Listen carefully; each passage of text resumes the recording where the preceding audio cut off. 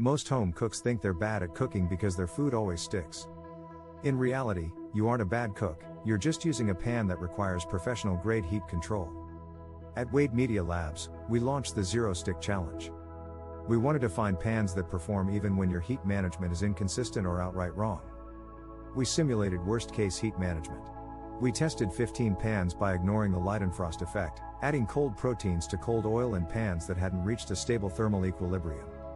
Most professional stainless steel and cast iron pans have a narrow performance window.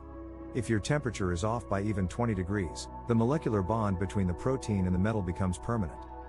We measured thermal forgiveness, the pan's ability to maintain a release surface despite fluctuating BTUs. Most luxury brands failed this audit, punishing the user for every minor temperature spike.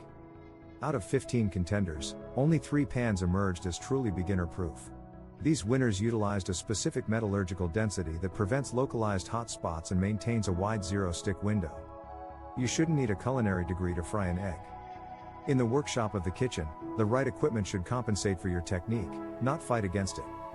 See the full thermal stability logs and our 3 zero-stick winners at cookwarescout.com. Look for the beginner pan audit.